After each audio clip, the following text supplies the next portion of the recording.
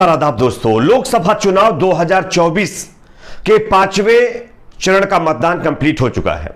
आप सब लोगों ने देखा किस तरीके से 5वें चरण के मतदान में कई जगहों पर मनमानी देखी गई है और कई जगहों पर वोटिंग स्लो भी करवाई गई है, जैसा कि महाराष्ट्र से तमाम मामले इसको लेकर सामने आए हैं। चुनाव आयोग चुप्पी साधकर बैठा हुआ है। खैर, चुनाव आयोग की बात आगे हम करेंगे, उससे पहले आपको यह बता दें कि देश के अंदर लोकसभा चुनाव के मद्देनजर जिस तरीके से देश के प्रधानमंत्री नरेंद्र मोदी और उनके तमाम नेता हिंदू मुसलमान के मुद्दे पर वोट मांगने की कोशिश कर रहे हैं, गलत तरीके से बयान देकर के लोगों को आपस में डिवाइड करने का प्रयास कर रहे हैं, इसके मद्देनजर अब प्रधानमंत्री मोदी और उनसे जुड़े हुए तमाम नेताओं के खिलाफ चुनाव आयोग में फिर विपक्ष के एक नेता ने शिकायत की है और इनके खिलाफ कार्रवाई की मांग भी की गई है।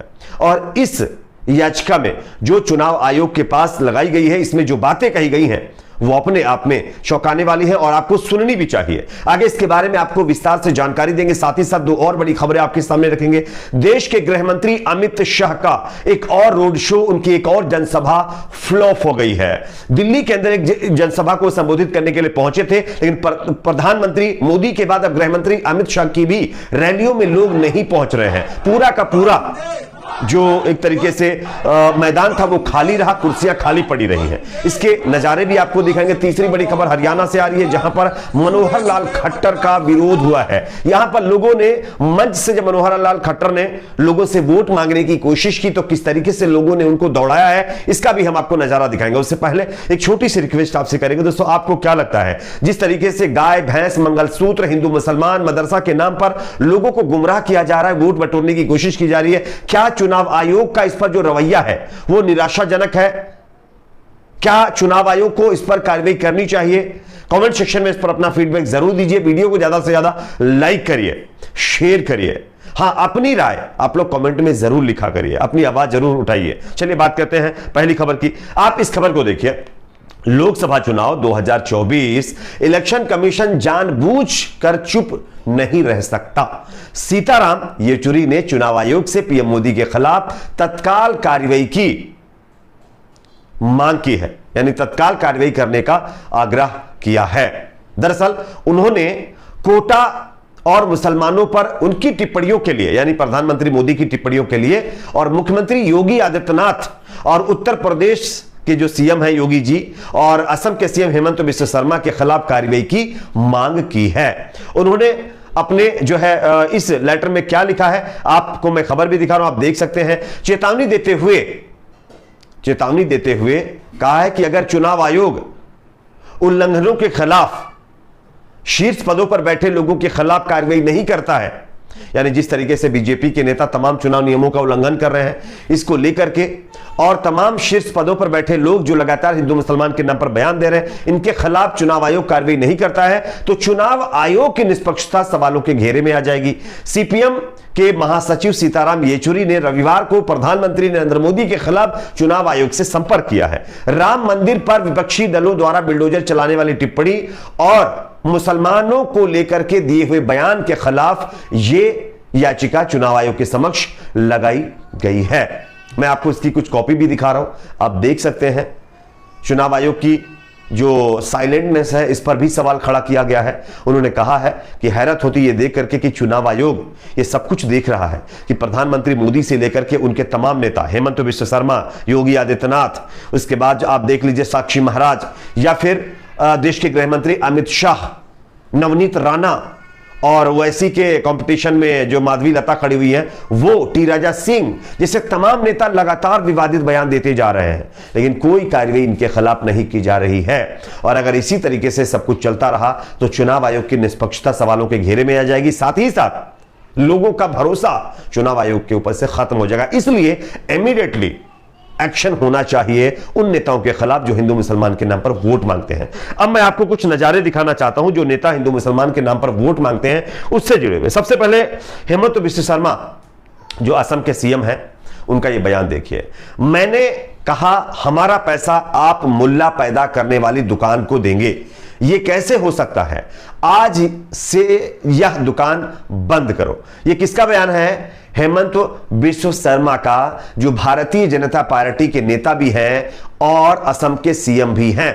एक सीएम पद पर बैठा हुआ नेता इस तरीके से घृणा वाली कमेंट कर रहा है, वो भी एक समुदाय को टारगेट करते हुए चंद वोटों के लिए। ये कितने शर्म की बात है। और उससे ज्यादा जो है शर्म की बात तो ये है कि चुनाव आयोग ये सब कुछ देख रहा है और इनके खिलाफ कोई कार्रवाई तक नहीं कर रहा है। कब तक ये तमाम चीजें चलती रहेंगी? कब तक मनमाने ढंग से चुनाव प्रचार किया जाएगा?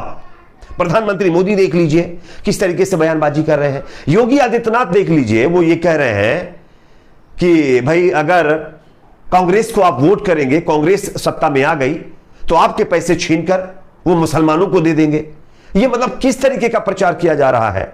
लेकिन अफसोस कि हम सबको ये समझ में आ रहा है कि ये जो चीज हो रही है, जो कुछ भी ये किया जा रहा है, ये गलत है, लेकिन चुनाव आयोग को नजर नहीं आ रहा है। इसलिए चुनाव आयोग खामोश है और इसी खामोशी को लेकर के अब सीताराम येचुरी फिर चुनाव आयोग पहुंचे हैं। और अब तक मेरे हिसाब से तो चुनाव आयोग के पास लगभग 1500 से ज्यादा जो कंप्लेंट चली गई होंगी, लेकिन कोई कार्रवाई बीजेपी के बड़े नेताओं के खिलाफ नहीं हो रही है, जो लगातार विवादित बयान दे रहे हैं। खैर, अब जनता इनको सबक सिखाएगी, ये लोगों का कहना है। अब मैं आपको गृह मंत्री अमित शाह का एक जनसभा का वीडियो दिखाता हूं। दरअसल बीजेपी के नेता हिंदू मुसलमान मंदिर मस्जिद के नाम पर वोट क्यों मांग रहे हैं, लोगों को गुमराह क्यों कर रहे हैं, इसके पीछे एक बड़ी वजह है। और वो वजह स्क्रीन पर मैं वीडियो दिखा रहा हूं, आप देख सकते हैं। ये वीडियो अपने आप में बहुत कुछ बयां करता है दोस्तों। देखिए स्क्रीन पर आप ये वीडियो, इस वीडियो में आपको दिख जाएगा कि गृह मंत्री अमित शाह की सभा में लोग नहीं पहुंचे हैं। पहले पूरा वीडियो देखिए, उसके बाद इसकी चर्चा।